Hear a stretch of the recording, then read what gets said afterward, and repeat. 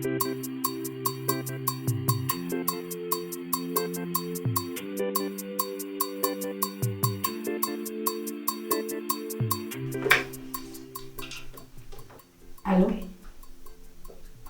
Oui, regardez mes fonds.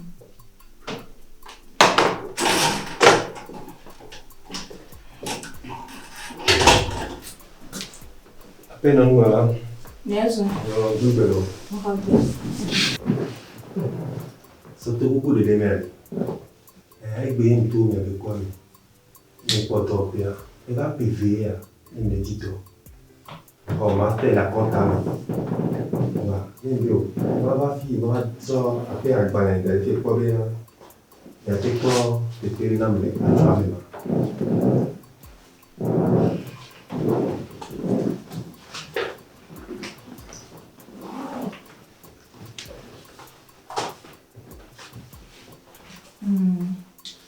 Agbala wa benyo, ese ko school.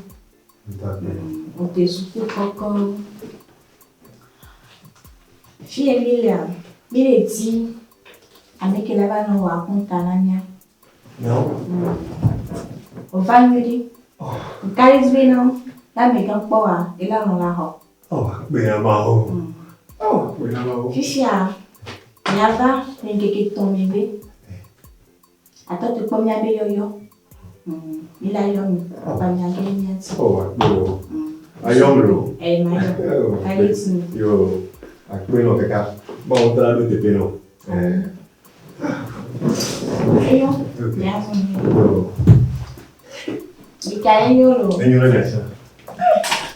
Ivoa. Poetsanga. Il a batito. Tá bom. Il a batito. Le ponyan toto be la batito. Le poato.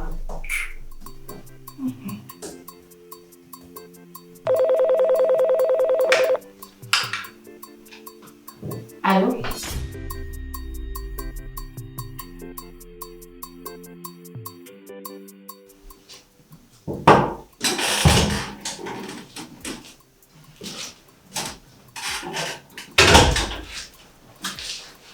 Oh, appelle nous, on dit le.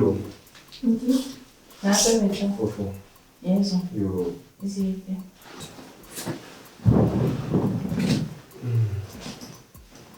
Oh, il savait d'or. T'as une son. Dans les. Il est dit, il y a boire. Il faut mieux là. Non, d'accord, non. Ah. C'est vrai qu'on doit bien. Du coup, l'eau gagne là. Waouh. Elle va considérer mes temps. Il n'était pas bien yo yo kaka. Waouh, mais tiens, le scène non. Waouh, il dit pour mes crânes. Il va gouler bien. Le matin, maman, pour y aller. Après, kaka, vous fiez, nous c'est bien comme. Au son va mieux. Nous sommes à Bagmalia, sona à Pétoni. Bébé, nous sommes à la Nama, loin bébé, nous sommes à la sona à Pétoni. Et quoi, Bagmalia? Voir. Eh bien, il y a son mot viré et bois. Il y a yomi. Bois, Agmala me konami. Et à ta la yomi. Il y a bédoye, mais quand il y a dit. Et quoi, non? Et quoi? On va taper là. Et tu es mon chien. Kaka, mais la bonne vie. Eh bien, bois. Il y a un bois, là, bon, quelqu'un fait mes bé. Eh, comment est-ce que bois béfia? Eh bien, il y a un bois, et bon. Ah. Dis-nous là, oui. Ah, ben là, oh, moi, il m'a dit, toi, il y a des. Bébé, me dit, dolo. Bébé, on est mon dos, il nous dit, on doit vivre. Il n'y a que ma tour, on a à peine pour y mettre. Il y a un métro, mais dis-nous là, ni. Que tu as mon père, dans les hauts, les filles, beaucoup de temps. Voir. Et t'es content. Oh, après, on tient au loin pour les tailles. Au loin pour les tailles. Bon,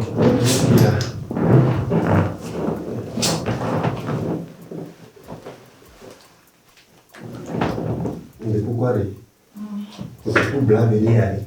Dis-moi ça que c'est les co les gros les tania. Poi c'è un po' d'are qui a un po' poi. Bela mi kaka. Yo, ça. Oh, ne do mi sing. Tawanya kwe. Fie ya. Jirudube dope ta. Ya yavi mi. Ami, kwe. Oh. Ale tojo. Eyo. Kekali. Yo, señor de cha. Yo, apelo. Yo. Mama. Wow.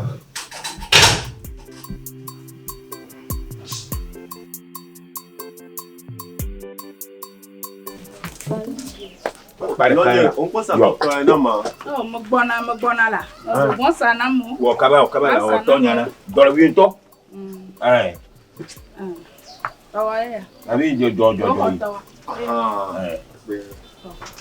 Masa gâteau nene. Ameve. Gâteau ameve. Bois de zulu. Le bois de go pepe como foi va moto é. Ba le ko be ya. Apo. Ne ton kere do mana hugu. Yo. Alo la ko viu gbogbo. Ma ko le di masa no. Bleno.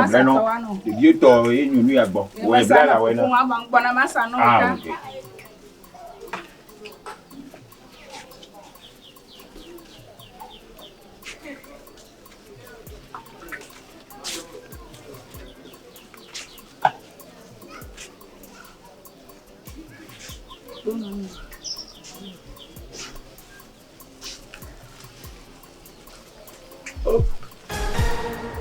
Nonye. Iko pa gbale alo. Me flag balé ba le sanu e. Oh. Oh, me que ça gbale no. Ase ma balé sa togbo. E me pele. Oh, nonye. Non de ça gbale no. E me nganyo no balé sa togbo. Ma wo ma bebe ma fio. Na ye me nga o ma ko me pele lo ye me nga o ma bebe de bo. Oh. Agbale me se ti don e. Awo. Oh, Le blemo e. Me kayi ma yo ke ma. Ka me ko ga nu lo me ko ko ga. Oh. Agbani ame ya le bebe. oh, on ba bi ju. E ga la tu agbale won e to me nya me kanyo. Oh. Me flag balé ko ba nu. Ela, agbale me se ti don Ime e. me po ime. Ime le mu aje. Oh.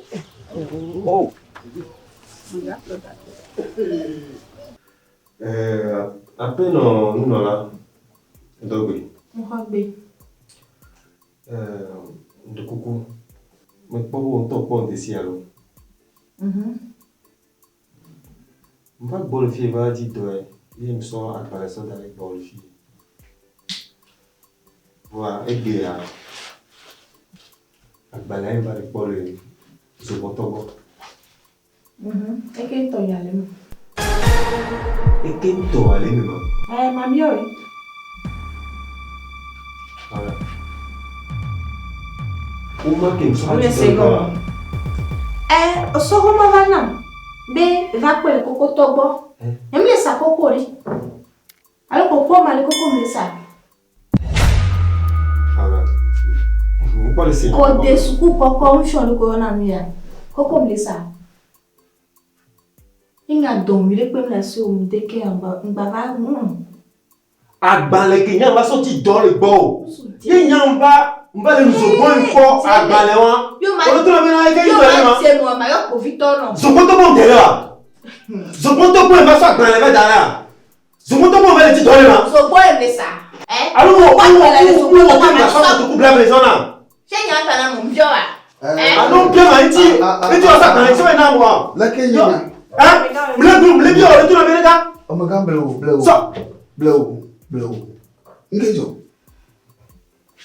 be do ba na. yo. Abedo. Wezo. Yo. Maga nai fa. O abedo me ku ni mate na nyu. Nke lo mo le se mate na nyu do bia. Mate no anyo. Oh. Ngejo. Amega nya yo so. Amega ya ebe ko ni champion. Eva aso da gban lo na be ni ne be le ti do. Mpo ba gban le o dare. va ndeke ya façon agbanle na be ne ne everete kokwa ikpobo so agbanle so sa botokwe na yi fa yim le sa botokwe le fio pa ke be fa e to tukara o kudo Mana le kenyale. Apeto so buke mdona mia. E pe veri le tito. Ini ba le tito kaka. Ini ba to e kwami. Nous sommes do pe sopo. Ini ba so agbere so dare bo le fio. Encore master le akontame. Be no ba so fian amegana. E bo nessun che vero è la yombene la so non trova e pe so agbara sofia apeto e ni egbe gboa ma we nuzogbo koko to kwa agbara nke mi so ba dare gboa yo so sa boto ko na mle koko gbo yi mbale gbola e bo mo kan pola la bi eyan ma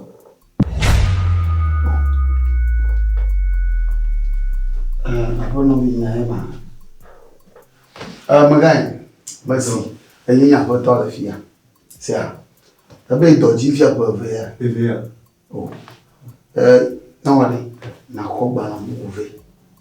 Ji gba na mu ve na ko mi le yin to. Sia. Wa eja o to plin. Oh. Sia. Eji mu ga fo. Wa ha ya po na ji gba na mu ve. Sia. apeto nyando to Maho. Eji una jemo. Sia. akpera ngeta Yo. ki ne ba ma bia me keta ke gbe O bia be Pretoria, va bona bi no Pretoria. Na mali ko ko bala ve no. Na yin mali wa ko ju fa. Sia. ba apeto ne na nyo le o mana am kate ako Na ji ju la ji fi ya hoi. O na ba reclame ji shi wala mana maji. Aha. No ni to ma no email address. Sia. Na ava. Sia.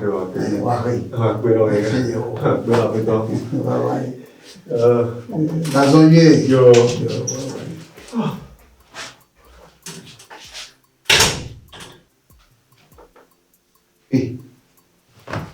Makafi. amiga Na ema. Le ko jo. Tunya te bana. Tunya ponya te bana shirika. Le ko jo. amiga de kuku e babiju ke be fa e so ba agbanle ona be ele ti do ke kwa agbanle a nyangire be ame won toto gbe mi eti do a ete suku koko han do a e da ke be oleta ele si gbe fufio gbe kuyoto yata le fun be mo so ni ba agbanle ba na mi a ila ti go e ma keke be jua mo kwa agbala ko to pedudo mi Ko va pugbe. ameke valo na no e va se so fun gbe Oh. Makafi. amiga Amade de suku koko. Wo dodo po. Wo teni. O ho da se di gba ko va ibe he doji be. E mule bu gba tede egbelo mo ko va pugbe. Oh, Makafi. Ajababalo. Oh, Ajababa Makafu.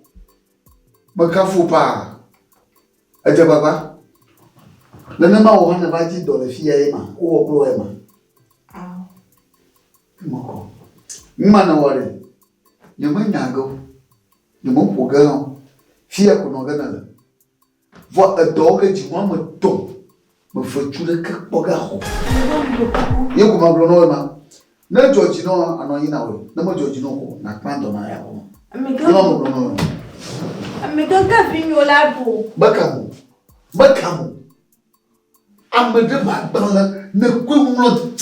Ji mo to mo fa chu ho. amiga Dan ka so na ko yi.